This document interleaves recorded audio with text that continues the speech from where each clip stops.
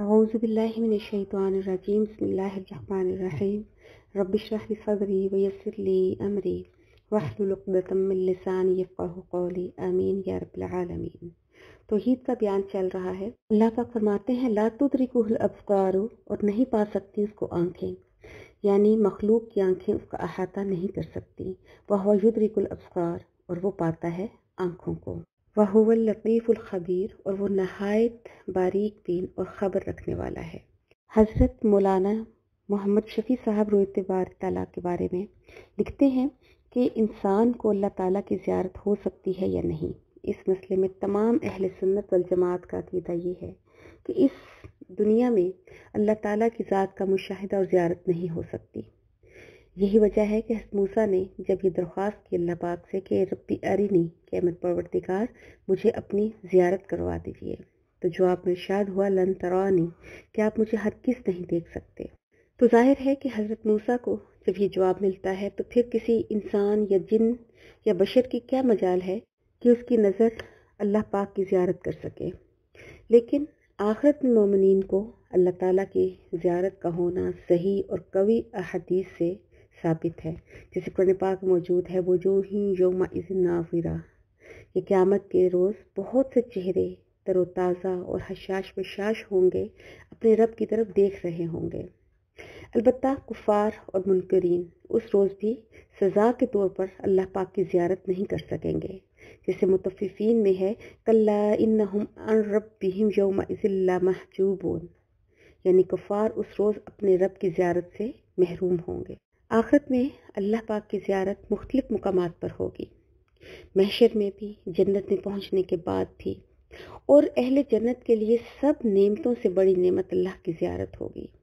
نبی پاک صلی اللہ علیہ وآلہ وسلم نے فرمایا کہ جب اہل جنت میں داخل ہو جائیں گے تو اللہ پاک ان سے فرمائیں گے کہ جو نعمتیں جنت میں مل چکی ہوں اور ان سے زائد اور بھی کچھ چاہیے تو بتاؤ، ہم وہ بھی دیں گے۔ یہ لوگ عرض کریں گے یا اللہ، آپ نے ہمیں دوزخ سے نجات دی، جنت میں داخل فرمایا، اس سے زیادہ ہم اور کیا چاہ سکتے ہیں۔ اس وقت حجاب درمیان سے اٹھا دیا جائے گا اور سب کو اللہ کی زیارت ہوگی، اور جنت کی ساری نعمتوں سے بڑھ کر یہ نعمت ہوگی۔ یہ حدیث صحیح مسلم میں حضرت صہیب سے منقول ہے۔ اسی طرح صحیح بخاری کی ایک حدیث میں ہے کہ نبی پاک صلی اللہ علیہ وآلہ وسلم ایک رات چاند کی چاندنی میں تشریف فرما تھے اور صحابہ کا مجمع تھا، تو آپ نے چاند کی طرف نظر فرمائی اور پھر فرمایا کہ آخرت میں تم اپنے رب کو اسی طرح دیکھو گے جیسے اس چاند کو دیکھ رہے ہو۔ ترمذی اور مسند احمد کی ایک حدیث میں ابن عمر سے منقول ہے کہ اللہ تعالیٰ جن لوگوں کو جنت میں خاص درجہ عطا فرمائیں گے ان کو روزانہ صبح شام اللہ پاک کی زیارت نصیب ہوگی۔ تو مختصر یہ کہ دنیا میں کسی کو اللہ کی زیارت نہیں ہو سکتی، اور آخرت میں اہل جنت کو ہوگی۔ اور اس آیت میں دوسری صفت جو اللہ کی اس آیت میں بیان ہوئی وہ یہ کہ اس کی نظر ساری کائنات پر محیط ہے، دنیا کا کوئی ذرہ اس کی نظر سے چھپا ہوا نہیں ہے، کیونکہ وہ خبیر ہے۔ یہ جو الفاظ بیان ہوئے وہ لطیف الخبیر، خبیر کے معنی ہیں بخبر۔ معنی اس جملے کے یہ ہو گئے کہ اللہ تعالیٰ لطیف ہیں اور اس کے لیے حواس کے ذریعے ان کا ادراک نہیں کیا جا سکتا، اور وہ خبیر ہیں، اس لیے کائنات کی ساری چیزیں کوئی ذرہ بھی ان کے علم سے باہر نہیں۔ اگر لطیف کے معنی اس جگہ مہربان کے لیے جائیں تو اشارہ اس طرف ہوگا کہ اللہ تعالیٰ اگرچہ ہمارے ہر قول و فعل بلکہ ارادہ اور خیال سے بھی باخبر ہیں، اس لیے اگر اللہ چاہے تو ہمیں ہر گناہ پر پکڑ سکتا ہے، لیکن چونکہ وہ لطیف اور مہربان ہے اس لیے وہ ہمارے گناہوں پر مواخذہ نہیں کرتے۔ تو اس طرح لطیف کا تعلق لا تدرکہ سے ہے اور خبیر کا تعلق وہو یدرکہ سے ہوگا۔ آگے بیان ہوا قد جاءکم، البتہ تحقیق آئے تمہارے پاس بصائر من ربکم، وہ چیزیں جو دل میں روشنی پیدا کرتی ہیں۔ تو فمن ابصر، پس جس نے دیکھا، فلنفسہ، تو وہ اس کے اپنے نفس کے لیے ہے، ومن عمی، اور جو اندھا ہو گیا، فعلیہا، تو پس اسی پر ہے۔ یعنی اگر کسی نے دیکھ لیا تو وہ اس کے اپنے ہی فائدے میں ہے، یعنی دل کی آنکھ کو اگر کھول کے وہ اللہ کو پہچان لیتا ہے تو اس میں اسی کا فائدہ ہے۔ اور اگر کوئی اندھا بن جاتا ہے کہ توحید پر عقلی اور نقلی دلائل کے ہوتے ہوئے بھی کوئی شخص ضد پر اڑ جائے وہ کفر پر اور شرک پر اڑا رہے، وہ اللہ کو پہچاننا نہ چاہے، تو اس اندھے پن کا بھی اسی کو نقصان ہے۔ تو ان کے لیے اللہ پاک کہتے ہیں کہ وَمَا أَنَا عَلَيْكُمْ بِحَفِيظ، اور نہیں ہوں میں تم پر نگران۔ وَكَذَلِكَ نُصَرِّفُ الْآيَاتِ، اور اسی طرح ہم پھیر پھیر کر بیان کرتے ہیں آیتیں۔ وَلِيَقُولُوا دَرَسْتَ، تاکہ وہ کہیں کہ آپ نے پڑھا ہے قرآن پاک کی آیات کو پھیر پھیر کر۔ درستہ کا معنی ہے کہ اگر کوئی شخص جب نیا نیا لکھنا اور پڑھنا سیکھتا ہے تو وہ الفاظ کو لکھتا ہے اور مٹاتا ہے، لکھتا ہے اور مٹاتا ہے، اور اس کو پڑھانے کے لیے بار بار سمجھایا جاتا ہے۔ تو یہاں پر پھر یہ مطلب ہوگا تاکہ وہ سمجھیں، مگر مخالف اس کا غلط مطلب لیتے تھے۔ وہ کہتے تھے کہ آپ کسی دوسرے شخص سے سیکھ کر آئے ہیں، اس لیے تھوڑا تھوڑا کر کے سناتے ہیں۔ اور یہ شوشہ بھی انہوں نے چھوڑا کہ تم لا علیہ بکرۃ وصیلا، کہ یہ آیتیں کو صبح اور شام لکھوائی جاتی ہیں، حالانکہ سب کو معلوم تھا کہ آپ لکھنا نہیں جانتے تھے۔ جیسے سورہ العنکبوت میں ہے وَلَا تَخُطُّهُ بِيَمِينِكَ، اور نہ لکھتے تھے دائیں ہاتھ سے، اور وحی کے نازل ہونے سے پہلے آپ پڑھنا بھی نہیں جانتے تھے۔ الرسول النبی الامی، یہ آپ کی صفت ہے۔ اس کے باوجود وہ یہ کہتے تھے کہ یہ آیتیں آپ کو لکھوائی جاتی ہیں، بلکہ یہ بھی کہتے کہ خود بنا کر لے آتے ہیں۔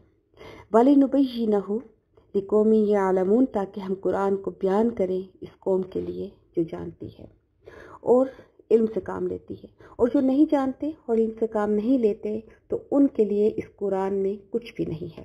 پہلے 2 رکوعوں میں شرک کی تردید تھی اور توحید کے دلائل کا بیان تھا۔ اب اللہ تعالیٰ اپنے نبی کو تسلی دے رہے ہیں اور فرماتے ہیں اتبع ما اوحی، کیا پیروی کریں اس چیز کی جو وحی کی گئی ہے الیک، آپ کی طرف، من ربک، آپ کے رب کی طرف سے۔ اس میں اللہ تعالیٰ آپ صلی اللہ علیہ وآلہ وسلم کی وساطت سے آپ کی امت کو خطاب کر رہے ہیں کہ آپ سب کو سمجھا دیں کہ لا الہ الا ہو، کہ نہیں کو معبود مگر صرف سوائے اللہ کے، وعارض عن المشرکین، اور آپ اعراض کریں شرک کرنے والوں سے، کہ ان کے جملوں کا، غلط جملوں کا جواب نہ دیں، کہ جو آپ کو جادوگر، ساحر، مجنون کہتے ہیں، کذاب کہتے ہیں، تو آپ نے بھی اگر ان کی طرح ان کو جواب دیا تو ان میں اور آپ میں کوئی فرق نہیں رہے گا۔ تو اعراض کا یہ مطلب نہیں کہ آپ ان کو تبلیغ نہ کریں، ان کے ساتھ میل جول نہ رکھیں، بلکہ تبلیغ آپ کا فریضہ ہے۔ ان کو مسئلہ توحید سمجھانا ہے، شرک کا رد کرنا ہے۔ پھر فرمایا وَلَوْ شَاءَ اللَّهُ، اور اگر چاہے اللہ، ما اشرکوا، تو یہ شرک نہ کر سکیں، کہ اس طرح کہ اللہ تعالیٰ ان کو ایمان پر مجبور کرتے، انکار اور بدی کی طاقت ان سے چھین لے، جس طرح سے فرشتے ہیں کہ وہ نہ کفر کر سکتے ہیں نہ بدی کر سکتے ہیں، کہ ان میں کفر اور بدی کرنے کی طاقت ہی نہیں ہے، تو اللہ چاہے تو تمام انسانوں کو فرشتہ صفت بنا دے، تو پھر انسان تو نہ رہے نا، وہ فرشتے بن جائیں، تو پھر انسان کو پیدا کرنے کا مقصد ہی ختم ہو جائے گا۔ جب انسان ہے، جن ہے، تو اس میں خیر کی طاقت بھی ہوگی اور شر کی طاقت بھی ہوگی، اور پھر اللہ نے دونوں کو اختیار دیا ہے کہ فمن شاء فلیؤمن ومن شاء فلیکفر، بس جس کا جی چاہے وہ ایمان لائے اور جس کا دل چاہے وہ کفر اختیار کر لے۔ اللہ کسی کو نیکی اور بدی پر مجبور نہیں کرتا۔ یہ یاد دہانی ان سب کو کرواتے رہیں، آپ ان پر داروغہ نہیں ہیں، کیونکہ آپ کا کام ہے وَأَنذِرْ بِهِ وَذَكِّرْ بِهِ وَبَشِّرْ بِهِ، کہ اس قرآن کے ذریعے ان کو ڈرائیں، ان کو یاد کروائیں، ان کو خوشخبری سنائیں، اللہ کا پیغام دیتے رہیں۔ وَمَا جَعَلْنَاكَ عَلَيْهِمْ حَفِيظًا، اور نہیں بنایا ہم نے آپ کو ان پر نگران۔ وَمَا أَنْتَ عَلَيْهِمْ بِوَكِيلٍ، اور نہیں ہیں آپ ان کے وکیل، کہ جبراً ان کو ہدایت نہیں دی جا سکتی، نہ ہی جبراً ان سے تسلیم کروایا جا سکتا ہے توحید کو۔ اور آپ تو حق کے مبلغ ہیں، ان کے سامنے حق بیان کرتے رہیں، پھر ان کی مرضی ہے کہ وہ قبول کریں یا نہ کریں۔ گزشتہ آیات میں جتنے بھی دلائل ہم نے پڑھے، ان سے ایک تو یہ پتہ چلتا ہے کہ مختار کل، حلیم، قدیر، تمام قدرت کا مالک، تمام اختیار صرف اللہ کے پاس ہے، اور یہ تمام دلائل قدرت کے ان خوش نصیب لوگوں کے لیے ہیں جو مانتے ہیں، جو تسلیم کرتے ہیں کہ ہاں یہ اللہ کی کاریگری ہے، وہی اکیلے سب کچھ کرتا ہے۔ جنہوں نے نہیں مانا تو یہی کہیں گے کہ یہ جو کچھ ہمارے سامنے بیان کیا جا رہا ہے یہ تو سیکھا ہوا ہے، یہ تو نصرانی لڑکوں یسار اور حبر سے سیکھتا ہے اور آ کے ہمیں سنا دیتا ہے، یا قریش کے غلام ابو فقیہ سے سیکھتا ہے اور ہمیں آ کے سنا دیتا ہے۔